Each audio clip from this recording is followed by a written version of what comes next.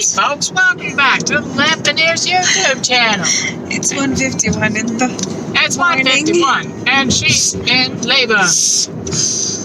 Oh my gosh, it's happening again. Pushing. Okay, don't drive so fast. Drive faster, got it. Vroom, vroom.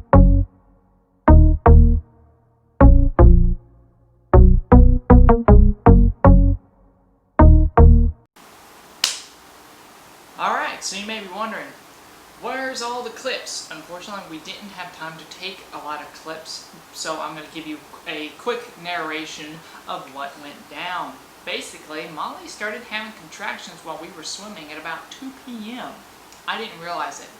In fact, I didn't even know that she was going into labor until about 8 or 9 p.m. Like Elijah said, my contractions started 2 p.m. I've been having contractions a few days before my actual labor day. It wasn't painful yet. Di pa siya sakit atong nga time. So, anong murag, di pa ko sure if mo na ba dito siya. Like 6 p.m. I was still having the contractions, but it was still bearable at that time. And so, like Elijah and Hannah, they were like listening to, I think, Christian Cebuano songs. And they were dancing to the song. And yeah, it was just like normal day. Like, we were having fun and everything.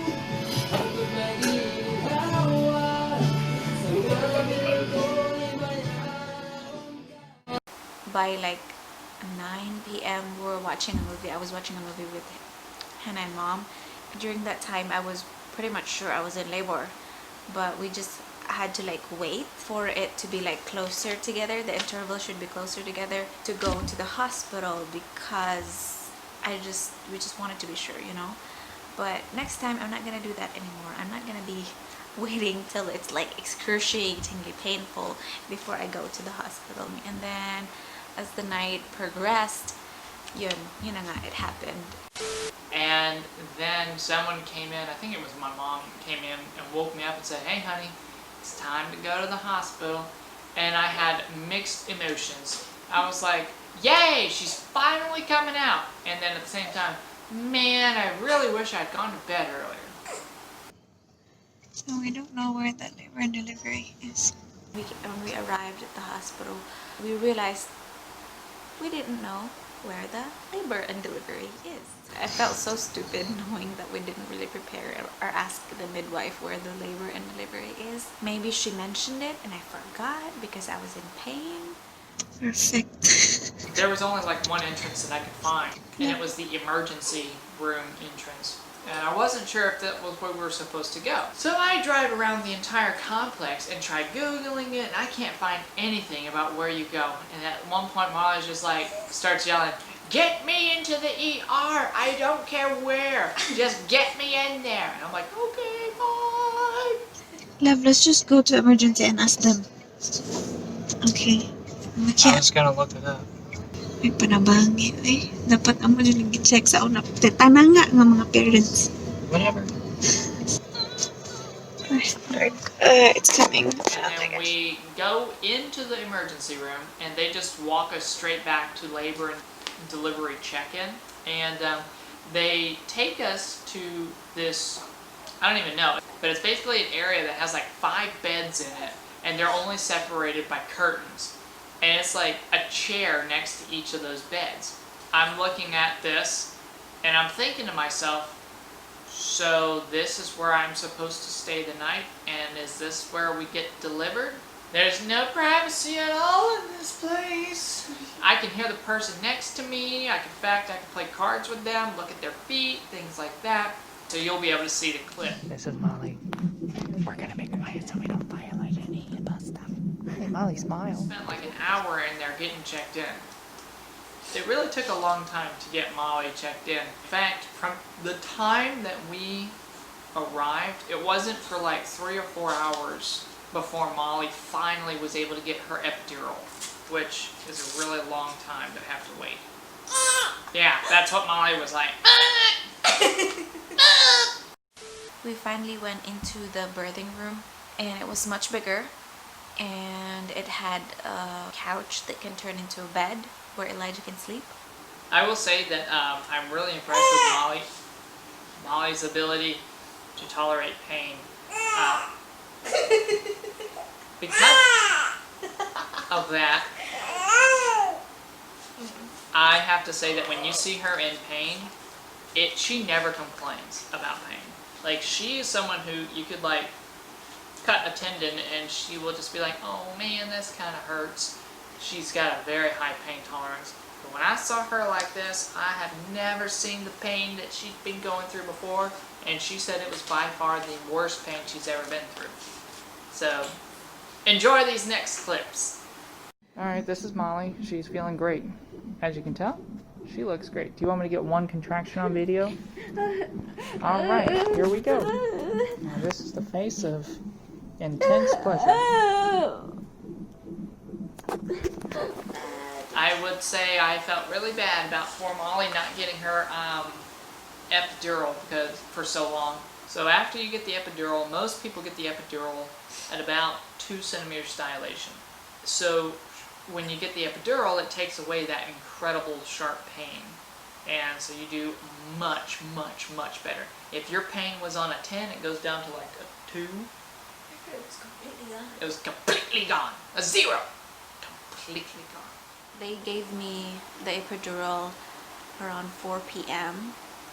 No, it was 4 a.m. They gave me the epidural 4 a.m. and I was already on 6 c.m. And basically, along with all the pain, were also questions being asked and like papers that I had to sign, and it was just hard to watch. I was like miserable because I kept signing papers while between contractions, and I don't know why they do that.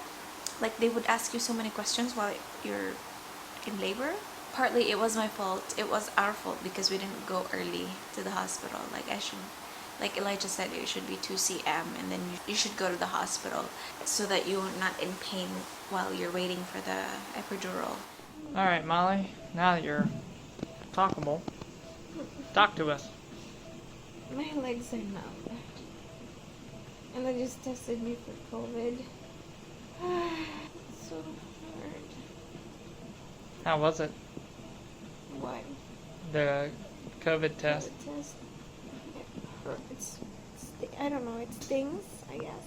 Like, I still feel it. And, like, after she took it out, there's, like, a weird smell. Is it still there? Mm-hmm. You smell better than you've ever smelled before? I don't know. Was there blood? Small, like very, very small amount.